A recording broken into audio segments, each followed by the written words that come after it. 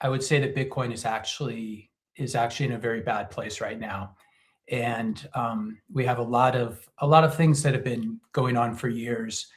And one problem, it's a little bit like the U.S. debt, of course, which when you hear something is going to blow up or it's bad, then bad things never happen. People become a little immune to it, and they stop listening.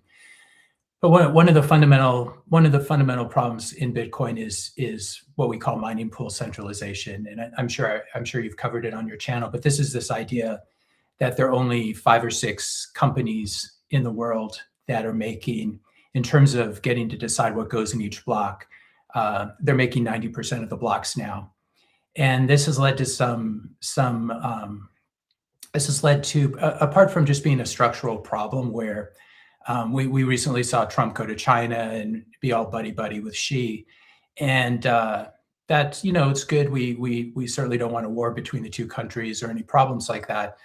But we currently have a situation with Bitcoin mining pools where there's a very large Chinese mining pool called Ant Pool, and I call it Ant Pool and Friends because there are lots of different pools that are all working together, and they have about 30% of the hash rate. So they make about 30% of the blocks. And then we have a large mining pool in the US called Foundry, which makes about 30% of the blocks. And so I'm sure your viewers have heard about 51% attacks. And this is this general category of you don't necessarily have to have 51%. You can do an attack at a lower level of hash rate. Yeah, that's the chart there. You can see Foundry and you can see Ant Pool. And then a bunch of those pools are actually work together with Ant Pool. So Ant Pool actually has more power than you're seeing there.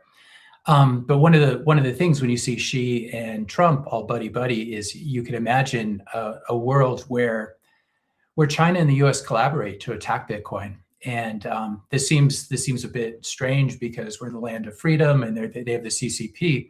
But as we learned during COVID, they were, for some bizarre reason, which I still haven't figured out, the Chinese and Americans were working together in Wuhan at the Coronavirus Institute.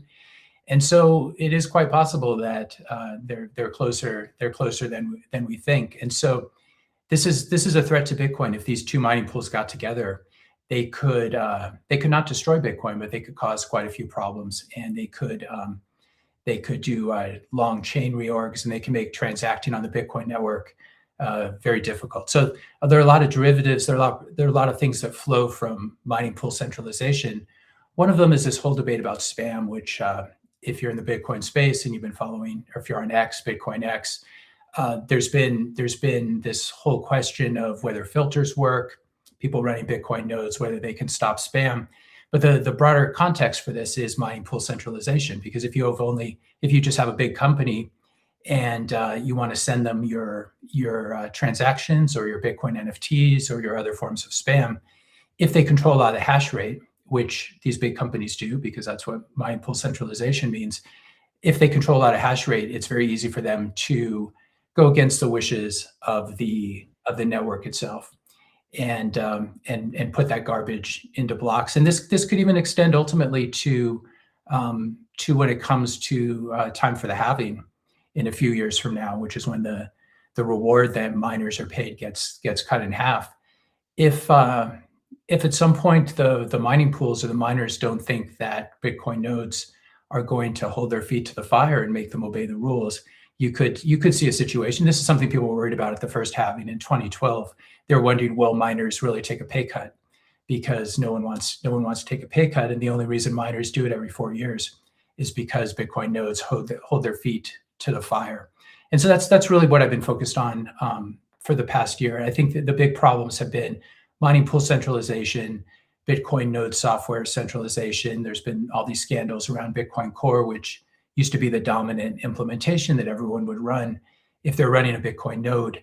And that has since changed. They've been bleeding market share, people moving to Bitcoin knots. And as part of this, there's been talk too as well about a new soft fork that's brewing, which is called BIP110. So that's really where my focus has been, and happy to drill down in any of those topics more if you're interested. Absolutely. We actually had one of the Ocean fellas here at the Simply Bitcoin studio, because we do see, we don't cover it in as such depth that you do, Matt, but we do see the problem. And we've discussed at length with the Ocean fellas, which are actively trying to solve this problem with the ocean mining pool and with the BIP 110 proposal as well. So yeah, please just let's dive deeper into that, because I think so I want to read this comment. Please let Matt Kratter know that we are grateful for his valuable contribution to the information about Bitcoin. I'm on that. I'm fanboying right now. Thank you. Because I literally I watch a lot of content, but specifically Matt's channel, I watch his videos all the time.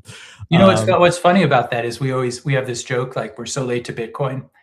And I thought I was late to Bitcoin, and certainly late to Bitcoin podcasting as well, or making videos on YouTube. And it turns out that if you just do something for a few years, you become sort of an, I don't want to say OG, that's probably too high and mighty, but you're on the same path. You're going to be on someone's show in 2 years from now. They're going to be saying the same thing. So I'm grateful to my audience, and I'm grateful for the learning experience, because as you guys know, when you do these shows and when you talk about these concepts and you begin to explain them to other people, or you make a video about them, you begin to realize, oh, I actually don't understand it as well as I thought, because I can't teach it. So it's a back and forth where I learn from people in my audience and just Bitcoiners on X and other YouTube channels as well. So we're really lucky. Bitcoin community, there's no place I'd rather be. Absolutely. We have the best community. And Matt, just to add to that, I think that this specific problem, though, is not getting as much attention as it should be. 100%. I think that Bitcoiners have this idea that we're going to win no matter what. And as you were saying earlier, that's not a guarantee. And I actually had I had a fireside chat with Luke Dash Jr. about this. Oh, I listened to that. That was quite good. Thank you. And he said point blank, he said, look, I give Bitcoin a less than a 10% chance at succeeding. And it was specifically referencing the mining pool centralization. And Opti, if you could pull up that article yesterday where we were talking about this piece of legislation that they're trying to pass, that is going to play more into this favor of China and the United States colluding. But Matt, essentially this piece of legislation that's being proposed would actually subsidize certain Bitcoin mining operations in the United States. The United States government would subsidize those Bitcoin mining operations, and you could see where that could lead, right? Like, it's very obvious. The headline is Mine in America Act would put Bitcoin network at risk. So Matt, I don't know if you're aware about that article, but the floor is yours. Yeah, I haven't. I saw these headlines. I haven't dug down into them. Do you guys know what exactly the subsidy? How that So the article from The Rage, again, we love The Rage here, is basically saying we've seen a lot of Bitcoin bills proposed recently. Obviously, the Clarity Act has gotten most of the headlines, but this Mine in America Act has kind of, I would say, seeped under the radar. And essentially, the idea is that the U.S. government is proposing, at least with this bill, kind of a subsidy, a grant program where they are trying to frame it in a way to move away from using Chinese manufacturers and onshore Bitcoin miners to the U.S. But with the incentive structure, it's really starting to look like it's probably going to do more damage to the Bitcoin network and mining at large because of these subsidies and these loan programs.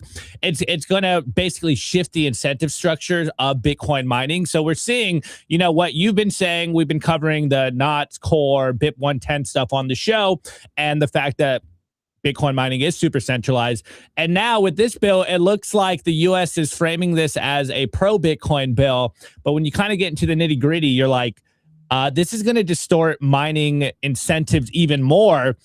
But the push is, we got to move away from Chinese mining and using Chinese infrastructure and Chinese mining pools and onshore them with these government subsidies. And it's like, wow, this is not looking so good overall. This is it might in fact make Bitcoin mining even more centralized versus the intended effect of continuing to maintain the decentralization of Bitcoin mining. Absolutely, because instead of the economic incentive, right, instead of these Bitcoin miners like just operating on, okay, we need to be profitable businesses, now they're relying on government subsidies. And of course, that comes with strings attached, right?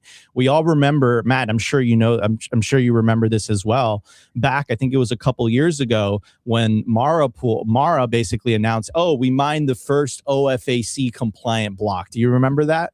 Right. So you could see, you could see how, you know, those government subsidies are not going to come without any strings, right? And now we're hearing, you know, the news coming out of the Strait of Hormuz, how they want to accept Bitcoin as you know, as a form of payment so that you can pass the strait. Now you're seeing news coming out of Russia saying, hey, Russia, listen, we're gonna boot out the MasterCard, we're gonna boot out Visa, but simultaneously, you know, we're gonna see how we can integrate Bitcoin to receive payments overseas because of the sanctions. And then you're seeing how that's being weaponized by Elizabeth Warren and the Senate Banking Committee floor, where she's basically saying, listen, we can't pass any of these bills because America's enemies are actually getting paid in Bitcoin. So you could see how this bill that maybe has good intentions can be weaponized against Bitcoin in the future. Yeah, and I think that's why this is it's a perfect demonstration of why Bitcoiners are against centralization, and how we try to skate to where see where the puck is going, skate to where the puck is going to be, because if you have any kind of centralization, it inevitably ends up as an attack vector. And this is certainly true for example, all the Bitcoin sitting in Coinbase custody. And it's also true for just having this very large regulated mining pool called Foundry. And so if Foundry were to be broken apart, and this is one of the things I've been pushing really hard for, getting individual Bitcoiners to mine Bitcoin rather than having a big pool do it. If Foundry were much smaller, it wouldn't matter. These subsidy bills or government handouts, they wouldn't really matter, because there'd be no large company to try to capture or to bribe. And this is part of Satoshi's original vision, which is that every Bitcoiner holds their own keys, holds their own Bitcoin, runs a node, and mines with it. And it's something that apparently Satoshi did not foresee, the rise of Bitcoin mining pools. And they've been a bit of a problem back in 2014, 2015, whenever a mining pool would get too big.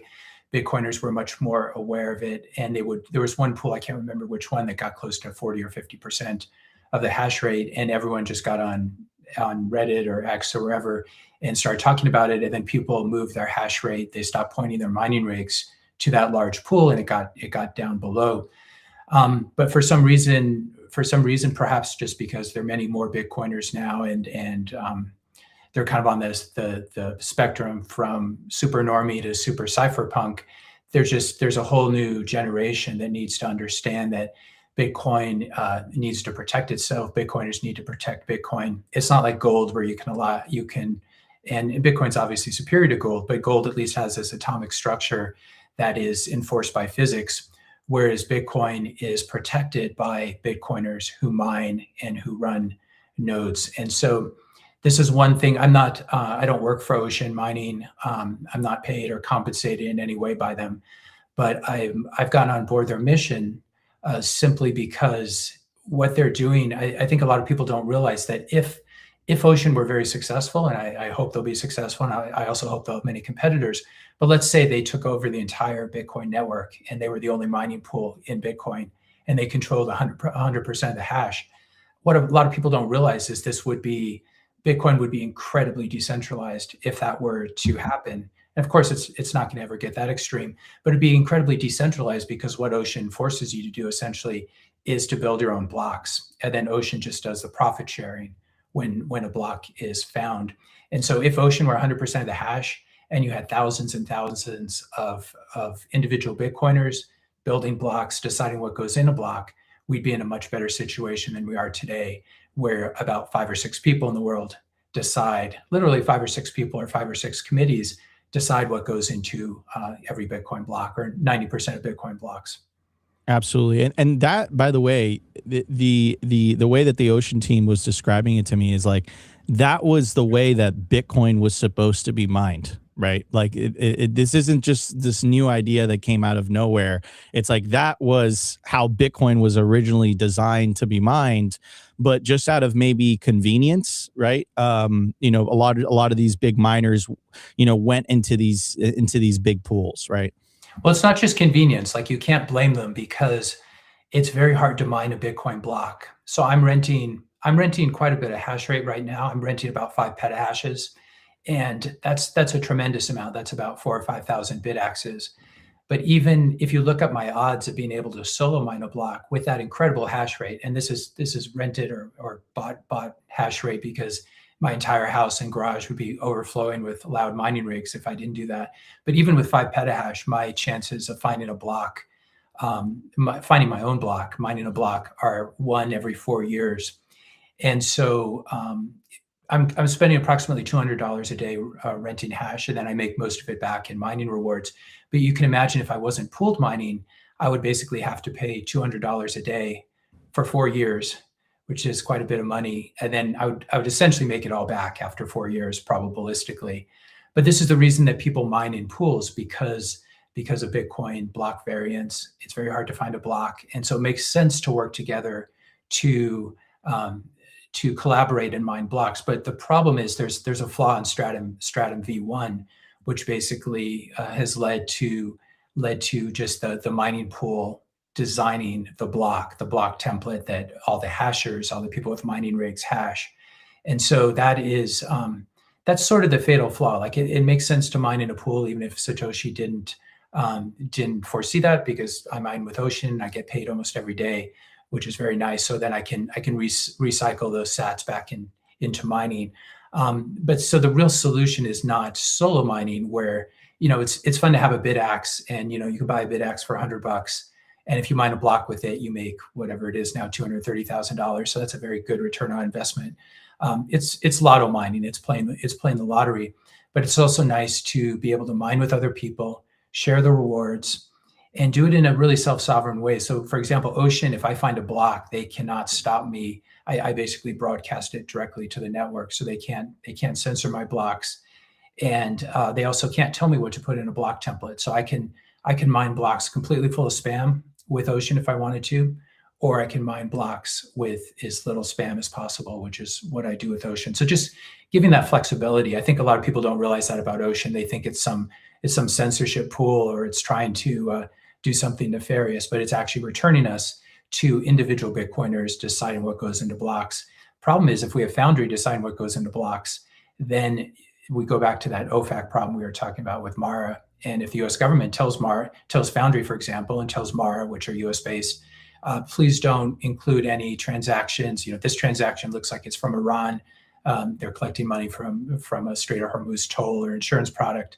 Don't mind that. We currently have a situation where, if Foundry doesn't mine it, like that's actually censorship. But maybe Ant Pool, some miner in China would mine it. But if these 5 or 6 pools somehow get together, and there is obviously collusion going on in the world, there are intel agencies collaborating. As we saw during COVID, it was sort of like everyone working together against the little guy. We need to be prepared for this. And right now, it's only about 10% of blocks that are made by these small pools. And so this is just a ticking time bomb. And obviously, the government doesn't, or the world governments working together, they don't want to be heavy-handed, but we need to be prepared for the day when and it'll be wrapped in the same sort of thing, protecting the children. That ironically, given some of the arguments my side has made, they'll be going after payments for CSAM, not actual CSAM on the blockchain. But this is why it's very, very important. And I'll give you guys a link as well.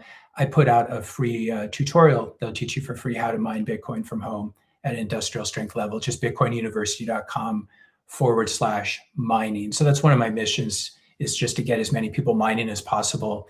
And once you start mining Bitcoin, you won't be able to stop. You can spend just a couple bucks a day on it, and it's really, really fun. You'll learn a lot from it, and you'll be making some.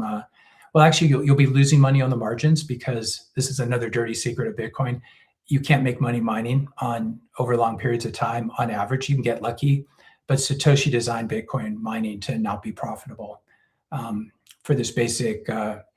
My theory is he was against seigniorage, which is, if you think about it, the U.S. government can print up a $100 bill, costs them a penny to print it up, or digitally, obviously, and then they can buy $100 worth of stuff with it. That delta between the cost of printing the money or making the money and then its purchasing power, that's called seigniorage. And what Satoshi did with the difficulty adjustment was ensure that Bitcoin mining, that we would not have seigniorage in Bitcoin, because if you look around, if you see the turnover in the space, if you're in Bitcoin long enough, you'll get to see every single Bitcoin company that you follow go out of business, go into receivership or bankruptcy, as we saw happen in 2022 and probably going to happen again.